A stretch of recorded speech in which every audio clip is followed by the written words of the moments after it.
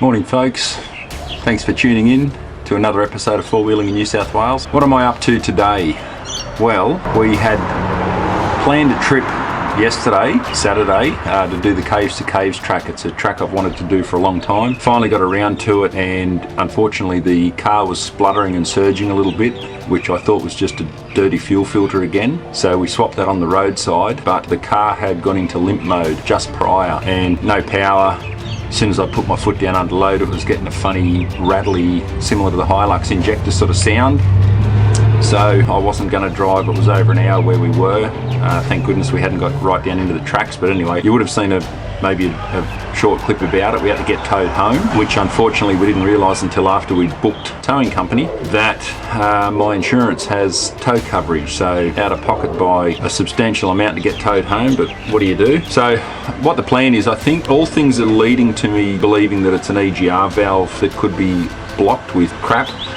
These 2.5 litre diesel YD25 motors are prone to it. It's to do with the exhaust gas recirculation for all the pollution nonsense. So essentially they pump exhaust gases back into the inlet side of your engine. So all that fumey diesel soot is going back through the engine and causing a lot of breathing issues. For a while now, the last couple of weeks I've been getting an intermittent check engine light come on, which I clear with a scan gauge. The code was 0409, which when you Google it, it does come up that it's a clogged or faulty EGR valve. So I've already started this morning. I pre-soaked all the bolts overnight with WD-40, so hopefully they come out fairly easily. It's this little contraption on the side of the engine. I've removed the battery to get to these bolts a bit easier. Essentially you've got your EGR cooler pipe which runs exhaust gas through it with coolant hoses to keep your engine temperatures down for the gas that's going back into the engine. So I will undo these bolts off. A lot of people blank them. I'm not keen to do that. A, it's illegal, and if you get caught it's pretty hefty fines with the EPA, and I think if it's there for a reason, even though it's a pain in the backside, it should be left on there. A lot of people say blank it, put a catch can on and you'll never have an issue, you regain power and all that sort of thing, but yeah, it's one of those hit and miss. A lot of people say to do it, and I've read a lot of people that say they did it and it caused excess crankcase pressures and all this sort of nonsense. So I'll probably just leave it as it is. There's a plate just behind these bolts here, and there's a plate here. That's where people blank them off. I've never actually checked. I'm just assuming that I bought the car as it is, so I'm assuming that these are factory plates that haven't been blanked, if that makes sense. But anyway, I'll pull this off. Hopefully it comes off fairly easy, and I'm going to shoot up the road, grab a heap of parts cleaner, and hopefully with a bit of care, wire brush, parts cleaner and a screwdriver or something, I might be able to clean it out. Normally when you switch the engine off for maybe a second or two, I always heard a funny electrical sort of whirring sound and a couple of clicks which sounded like it was coming from this. I assumed it was the butterfly going back to resting position.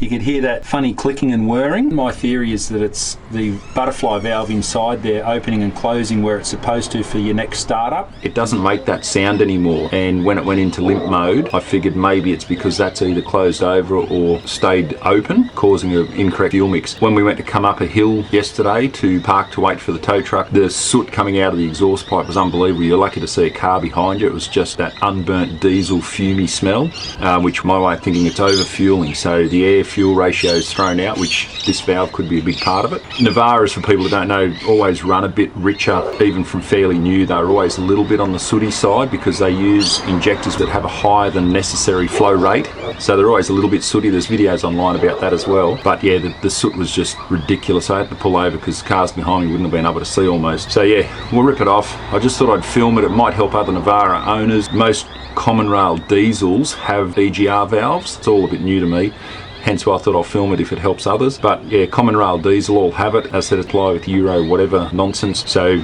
essentially, if this starts to play up, your fuel economy and everything can go out the window. It's one of those things that's on there for a reason, and it's just a pain in the bum. So hopefully that's all it is. The only other thing, Adventure Prone 4x4, I think, a channel on here on YouTube. Fantastic channel, worth checking out. He's got a Navara and he's done a lot of stuff to it. He did a video down on the side of the fuel pump. There's a little thing down on the side, SCV or suction control valve. Again, diesel turbos, it's all a bit new to me still. I've had one years ago and never really worked on them much myself, but if the suction control valve goes, they can play up as well. He did replace his on a video, and he did say that obviously it fixed whatever issues he had. I'll start with what I can do myself in cleaning this out. get that clean. If I can't get it out of limp mode and sort the problem, then the suction control valve will be next on my list. Otherwise, other than that, I'll just have to tow it to a mechanic and hopefully not be out of pocket a lot of money. The tow truck fee would have covered probably what I'm going to spend on fixing the bloody thing. Anyway, let's get in it. As I said, hopefully it might help someone else out there. A lot of these are on Prados, Hiluxes, Triton, so it's a common thing. It might help assist if someone else has got a similar symptom. Cheers guys, let's rip in it. I'll grab the spanners and get stuck in. Hopefully this weather holds off. 12mm spanner. If it is that suction control valve, you probably won't see it from the video, but it's essentially underneath the inlet there. Yeah, it's only 2 Allen key bolts, but it's in a bugger of a spot. Typical engineers, they've stuffed it right down the side here on the back of the fuel pump, and you've got to undo the 2 Allen screws very carefully, pull straight out, disconnect it, plug off the back of it, and then obviously put a new one in. But yeah, not hard to replace, just a spot. Definitely worth taking the battery out on the driver's side. As far as the reset goes, there's a couple of things that you can do where you turn the key on and you pump the pedal a couple of times and then wait so many seconds. There's like a sequence. A bloke on the Navara page very helpfully put that up this morning. That's how to reset your ECU once you do change the valve or clean the valve out, which I'll try. I'll see how I go. What is worth noting too, today's Sunday. This all happened yesterday when we got the car towed home. These bolts over time, obviously being cast alloy and cast steel, or cast iron I think it is, the bolts over time can seize in there because the car's obviously 12 years old now. So what I did last night is I came out and sprayed WD-40 liberally. As soon as you get the camera out, cars are everywhere. I sprayed WD-40 liberally on all these bolts there.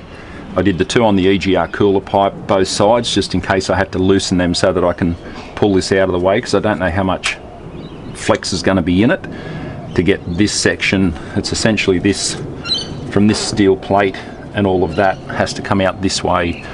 So yeah, I sprayed it overnight, left it, and it's made a massive difference. As you can see, these bolts, I haven't touched them until now. This is the first I've tried to undo them, and they're just coming out like I've only just done them up. So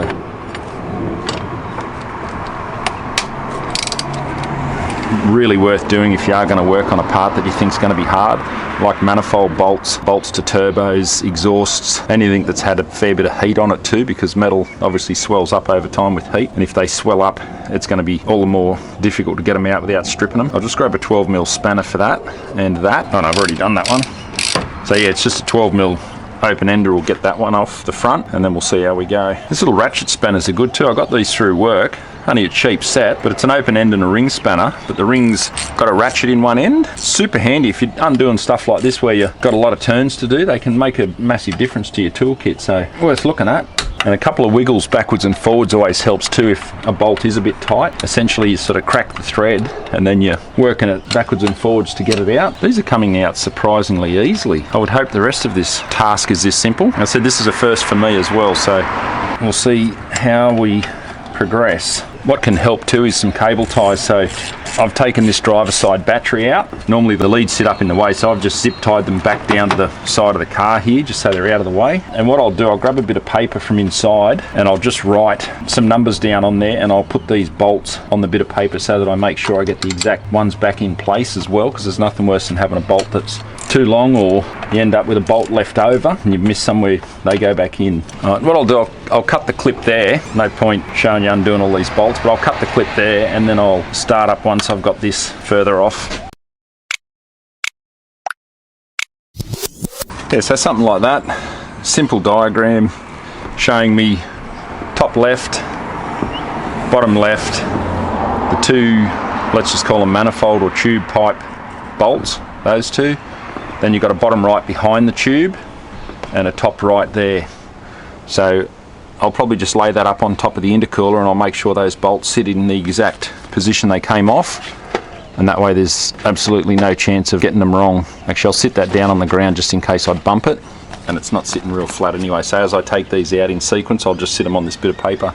Little trick my dad taught me years ago when we had to try and fix the other four-wheel drive we had when the injectors died on it. So I'm really fingers crossed hoping that it's nothing more sinister than this with this car, because I can't go through all that again. That car we lost a lot of money on. There was going to be $3,000 to fix those injectors. The company snapped injectors off inside the head on 3 of the 4 injectors, and then rang me and said it was going to cost me about $8,000 because they'd have to take the head off and everything else. So we ended up selling that car at a huge loss just to recover the cost of the new injectors I'd bought, and I don't want to go through all that again. So fingers crossed and praying that it's just this bloody EGR valve or the suction control valve. So alright,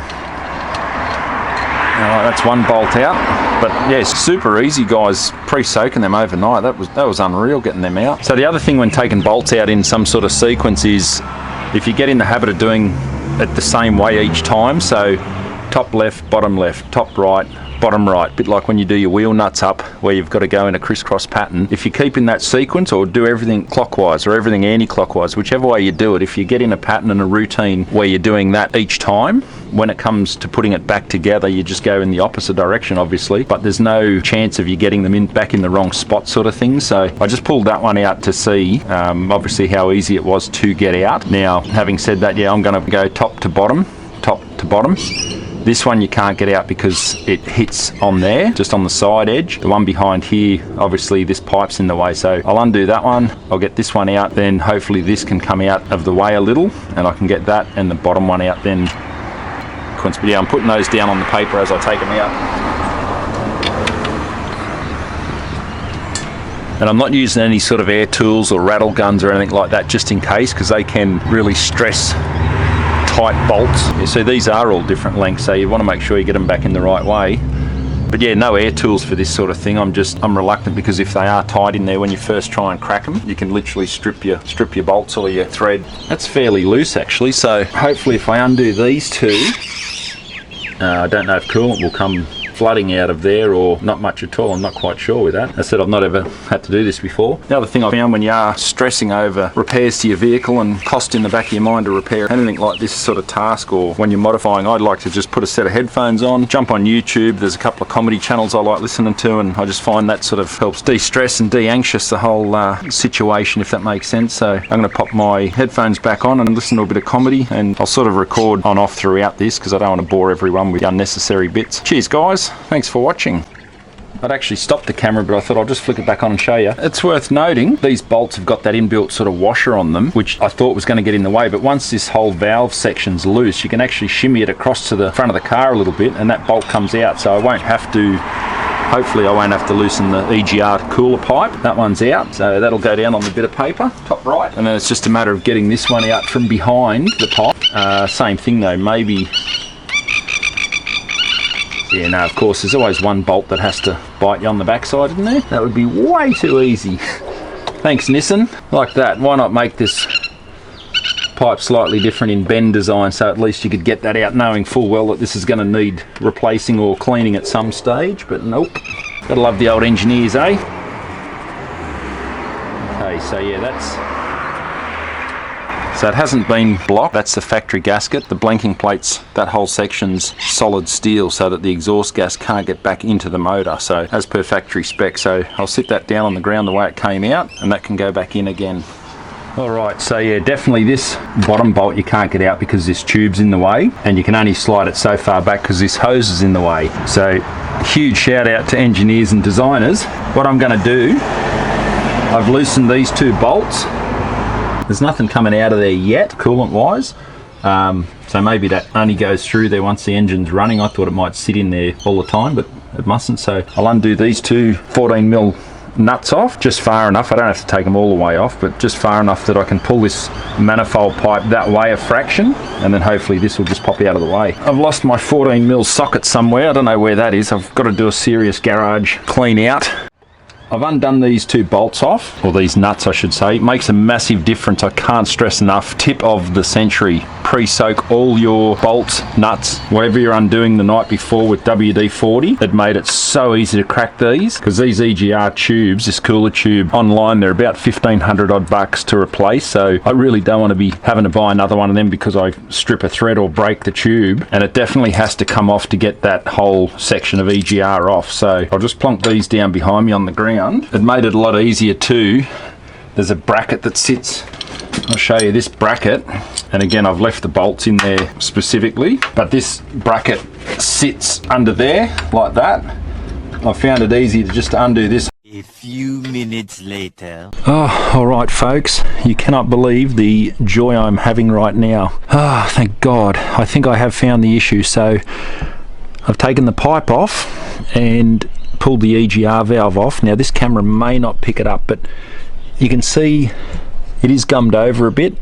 I'm reluctant to clean that and force it into the intake manifold, but you can see on the edges there little tiny brass sparkles, what looks like brass fragments of metal. I'll grab the EGR valve and show you. It sat in place like that there. I've taken it off. Now inside here, I'll put an overlay up on the screen because it's hard, it'll be hard to see from this, but that's like a brass butterfly inside there. Now while it was still mounted on the vehicle like that, I got my finger in there and I could feel that it was working. It was opening and closing with my finger. However, it dropped down through the car and fell on the ground. I thought there was a pin there, and my way of thinking would be that it opened and shut inside here. I thought it opened and shut vertically like that, but it appears that it must rotate in a horizontal axis. When I picked this up off the ground, this little brass piece, which I'll pop out and show you, I don't know how well this will pick up on camera, but there was 2 wear marks on the side here which seemed a bit odd. I went to sit it back in place and it didn't seem to want to go in. When I put it on the correct side, it lines up, and I'll put a photo of it as an overlay. What it turns out is that brass tube down the middle and that have actually separated. That's broken off that tube. So maybe because it was clogged up substantially, this was not opening and closing. It's obviously snapped off, unable to open or close, causing the car to go into limp mode. But when you sit it in place, you can literally see, like a jigsaw puzzle, you can see where it's actually snapped off that perpendicular shaft. So best case scenario, it's only this that needs replacing and it's done no damage to injectors or anything. The brass filings you can see there, I'll vacuum them out very carefully, but those brass filings would be from off here where it's worn. Hopefully that's all it is. So I'll have a look online. I know you can buy these genuine. I think they're around $1,000 from what I've seen so far. Aftermarket, 500 and under. There's a couple on eBay, and they all do virtually the same sort of thing. So I don't know whether it's something that should be genuine Nissan or not. But yeah, you can see there, it literally has just sheared off that. So hopefully, fingers crossed, I'm super excited that that's all it is and it's not injector any further issues. It'd have to be this, my way of thinking, that if that's jammed in place and it's not getting the correct air and fuel ratio, that's what would have caused all the soot, because it was literally 90% fuel and no air going through it, and caused the limp mode. So I will get this ordered, and hopefully the car will be back on the road in the next couple of days. So cheers guys, thanks a lot for watching. I'll give you an update anyway on the end result, make sure that it's all working and we can reset it out of limp mode, and we'll go from there. But yeah, just thought I'll share this video because it might help other people in the same situation. Thanks a lot for watching. Don't forget to check us out on Facebook and Instagram, all our socials, and we will catch you next time. Cheers.